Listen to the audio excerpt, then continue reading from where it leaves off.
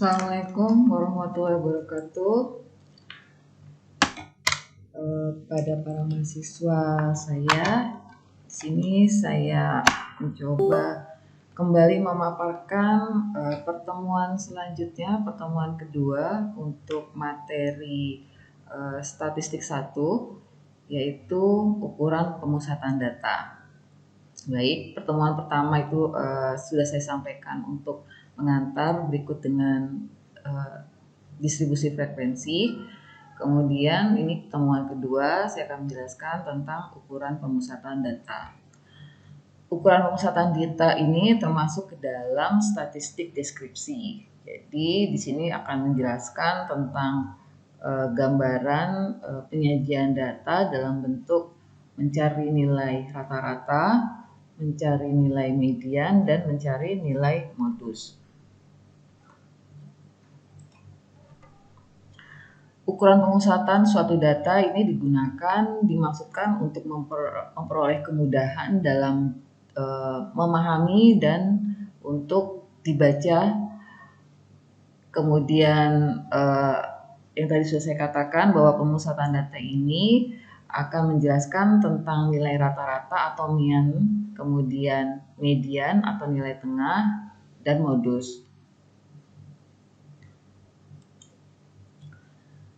Rata-rata biasa disebut juga rataan. Jadi rata-rata ini menggunakan banyak istilah, bisa rata-rata hitung, rata-rata ukur, rata-rata harmonis, rata-rata tertimbang. Namun dalam kehidupan sehari-hari rata-rata hitung ini lebih familiar disebutkan. Kalau dalam populasi rata-rata hitungnya digunakan istilah mu, seperti ini simbolnya, kemudian rata-rata sampel itu dilambangkan dengan X bar. Seperti ini.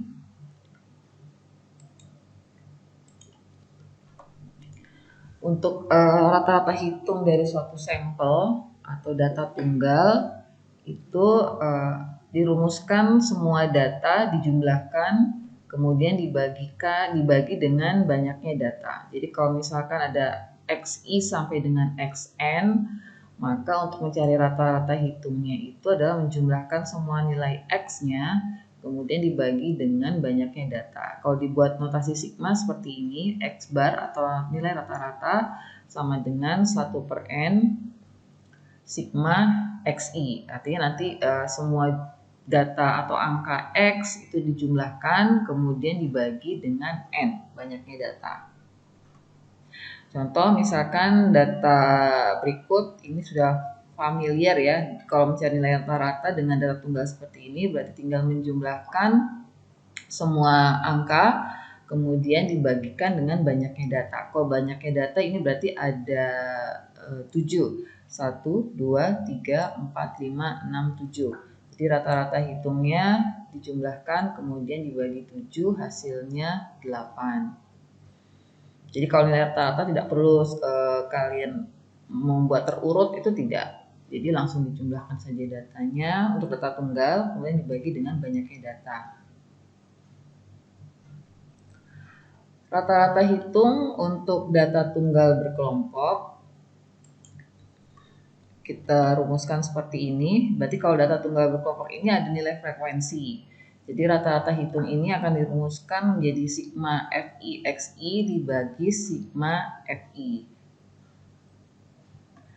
Contoh sebagai berikut, misalkan sini data tunggal tapi berkelompok karena ada nilai frekuensinya, maka rata-ratanya adalah mengalihkan nilai dengan frekuensinya, kemudian dibagi dengan banyaknya frekuensi atau jumlah frekuensi.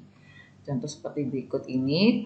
Berarti mengalihkan 4 kali 3 dijumlahkan dengan 5 kali 18, kemudian dijumlahkan 6 kali 15, kemudian jumlahkan dengan 7 kali 10, dan dijumlahkan dengan 8 kali 4. Maka hasilnya nanti diperoleh 294 dibagi 50, jumlah frekuensinya hasilnya 5,88. Untuk rata-rata hitung pada tabel distribusi frekuensi, berarti ada nilai titik tengah kelas yang harus kalian cari dulu selain frekuensi yang sudah diketahui. Jadi X bar atau nilai rata-rata di sini adalah sigma FI/XI dibagi sigma FI. Jadi XI ini adalah titik tengah. Contoh seperti ini penyelesaiannya, misalkan jadi kalau distribusi frekuensi seperti ini ya yang kalian buat pada pertemuan pertama. Jadi ada kelas 1, kelas 2, kelas 3 berdasarkan intervalnya masing-masing, kategori masing-masing. Kemudian di sini titik tengahnya berarti 35,5 ini berasal dari 31 ditambah 40 dibagi 2. Rumus yang kemarin, pertemuan kemarin, jadi titik tengah kelas itu diperoleh dari menjumlahkan batas bawah dengan batas atas, kemudian dibagi 2. Sama berarti kelas kedua juga begitu, 41 ditambah 50, kemudian dibagi 2, hasilnya 45,5 dan seterusnya. Kemudian FI/XI, XI ini sebagai nilai tengahnya, itu dikalikan saja. Berarti 4 kali 35,5, 142, kemudian 3 dikali 45,5, hasilnya 136,5 dan seterusnya dijumlahkan untuk FI dan X ini hasilnya 6325, kemudian dibagi 90, jumlah semua frekuensi, hasilnya adalah rata-rata 70,28. Itu nilai mean atau nilai rata-rata. Lalu ada nilai median. Jadi median ini bagian juga dari ukuran pemusatan data. Nilai median ini adalah nilai tengah dari data terurut. Jadi kalau nilai mean atau nilai rata-rata tadi tidak perlu data terurut, tapi kalau nilai median dan modus itu harus modus tidak juga. Kalau median itu harus data terurut dari data yang sudah diketahui. Nah, jadi median ini merupakan data yang berada di tengah. Jadi untuk menentukan untuk menentukan nilai median, kita tentukan dulu lokasi median di data tersebut. Kalau ada data tunggal atau data ganjil dengan data genap. Jadi posisi mediannya tetap dirumuskan N tambah 1 dibagi 2 dari data terurut. Itu posisi median. Misalkan di sini untuk pengamatan yang bernilai ganjil, ini terutama untuk data tunggal ya, data tunggal bernilai ganjil, maka mediannya atau nilai tengahnya adalah posisinya berada di,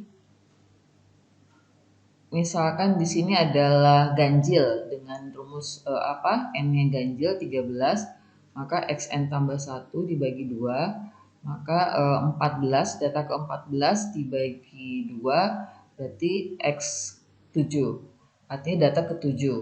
Jadi posisi ini adalah menentukan posisi median. X7 ini bukan, jadi mediannya itu bukan nilainya 7, tapi posisi kelas mediannya itu ada di posisi ke-7 dari urutan dari data terurut. Sedangkan kalau genap, maka nilai mediannya itu rata-rata dari dua nilai tengah. Maka di sini posisinya adalah misalkan datanya 10, maka untuk menentukan posisi nilai mediannya adalah XN dibagi 2 dengan XN ditambah 1, kemudian dibagi 2. Di sini hasilnya berarti data ke-5 dengan data ke-6 dibagi 2.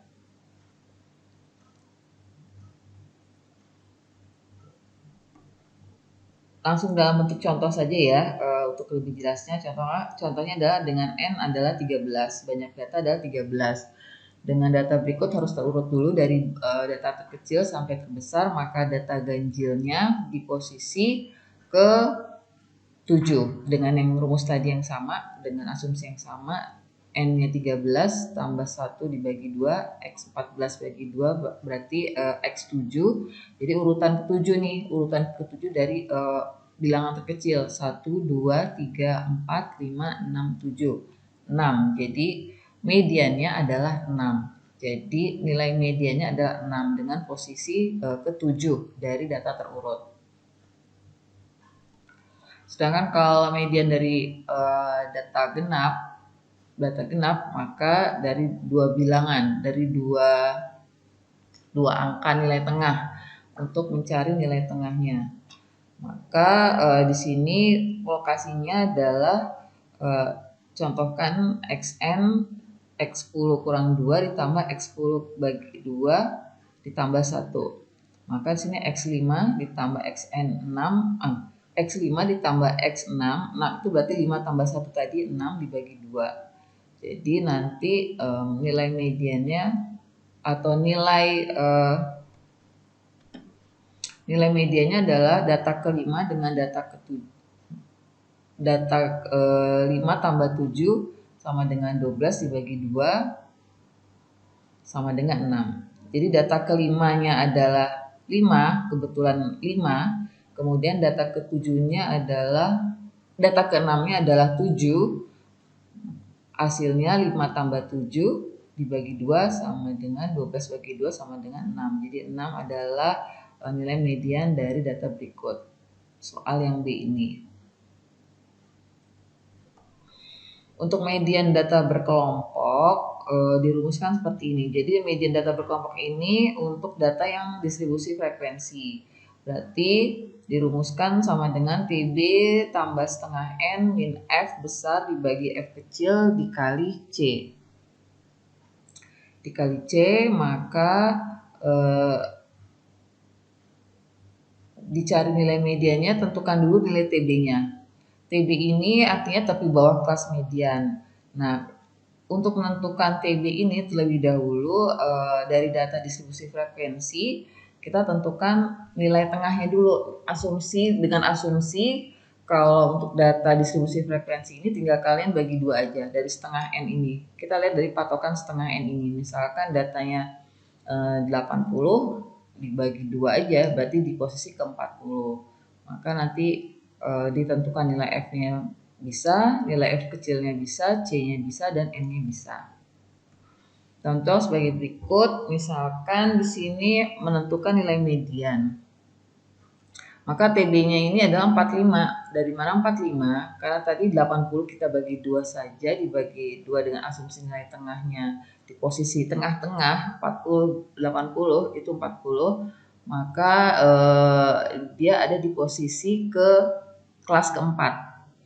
Dari mana? Ini kan kalau dijelaskan tabel ini sebenarnya sudah data terurut dari bilangan kecil sampai bilangan terbesar, dari 30 sampai 64. Nah, ini kan terurut nih, misalkan di kelas pertama ada 8 data, di kelas kedua ada 10 data, kelas ketiga ada 13 data, dan seterusnya. Kalau dijumlahkan 80. Nah, makanya di kelas keduanya ini, berarti dia kalau dijumlahkan 8 tambah 10, jadi data ke-8 ditambah data 10 kedua berarti ya 18, kemudian urutan berikutnya 18 tambah 13 di urutan ke-31, kemudian 31 ditambah 17 berarti di urutan ke-48. Nah, berarti di posisi 40 ini ada di sini.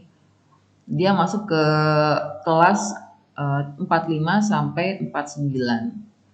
Karena dia posisi di 40 ada di sini, bukan di kelas ketiga. Kelas 3 kan masih 31 ya, urutan ke 31. Tapi kalau kelas keempat ini sudah di urutan ke 40, termasuk ke dalam 48 yang paling maksimal.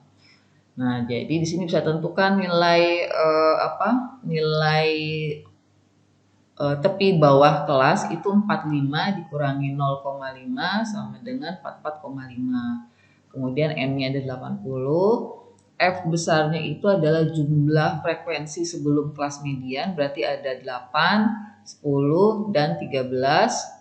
Kemudian C-nya 5. C-nya 5 ini bisa diperoleh secara hitungan jari, 30, 31, 32, 33, 34. Oh, berarti ada 5 selangnya, atau dengan rumus tepi atas kelas dikurangi tepi bawah kelas. Contoh di kelas pertama ada 34,5 dikurangi 29,5. Jadi hasilnya 5. Begitu juga di kelas kedua 39,5 dikurangi 34,5 hasilnya 5. Jadi setiap kelas ini memiliki nilai C yang sama, interval kelas yang sama. Kemudian F kecil ini adalah frekuensi pada kelas median tersebut, yaitu 17. Tinggal dimasukkan ke dalam rumusnya nilai median, dikerjakan dulu nilai di dalam kurung ini. Jadi setengah 80 dikurangi 31, 99, 40 dikurangi 31, 9, kemudian 9 dibagi 17 dikalikan 5, nanti hasilnya ditambahkan TB-nya, hasilnya 47,15. Modus. Modus juga bagian dari data pemusatan data, ukuran pemusatan data, di mana modus ini adalah nilai yang paling sering muncul atau data frekuensi paling banyak. Untuk data tunggal ini mungkin bisa terurut, bisa tidak, tinggal mencari nilai yang paling banyak sering muncul atau frekuensinya yang paling banyak. Nah, itu untuk menentukan modus. Kalau untuk data kelompok dirumuskan seperti ini. Ini data kelompok yang bentuknya tabel distribusi frekuensi. Jadi MO sama dengan TB tambah D1 dibagi D1 tambah D2 dikalikan C. TB ini juga ditentukan dari kita menentukan dulu kelas modus ada di posisi kelas berapa dengan melihat frekuensi yang paling banyak. Kemudian nanti TB-nya ini dikurangi dengan 0,5 batas bawahnya. Kemudian di satu selisih frekuensi kelas modus dengan kelas sebelumnya. Kemudian di dua selisih frekuensi kelas modus dengan kelas sesudahnya. Dan C adalah panjang interval. Panjang kelas atau interval. Contoh untuk tabel berikut tentukan nilai modusnya. Berarti kita tentukan dulu frekuensi paling banyak, paling besar di tabel berikut ini kelas yang keberapa. Ternyata di kelas keempat sebanyak frekuensinya 47. Maka itu kita bisa menentukan nilai TB-nya. Maka TB-nya berada di 30,5, berasal dari 31 dikurangi 0,5. Kemudian di satunya tadi nilai frekuensi modus dikurangi frekuensi sebelumnya. Kemudian di dua itu nilai frekuensi modus dikurangi dengan nilai frekuensi sesudahnya. C-nya sama caranya seperti ini, bisa 40,5 dikurangi 30,5, tepi atas kelas dikurangi tepi bawah kelas. Hasilnya 10 dimasukkan ke dalam rumus, kerjakan dulu yang dalam tabel. Ini bisa dikerjakan dulu 22 dibagi 22 tambah 30 ya. Mungkin ini koreksi saya salah. Jadi kerjakan dulu dalam tabel 22 dibagi 22 tambah 30. Jadi 22 dibagi 52 nanti dikalikan 10, hasilnya ditambahkan 30,5.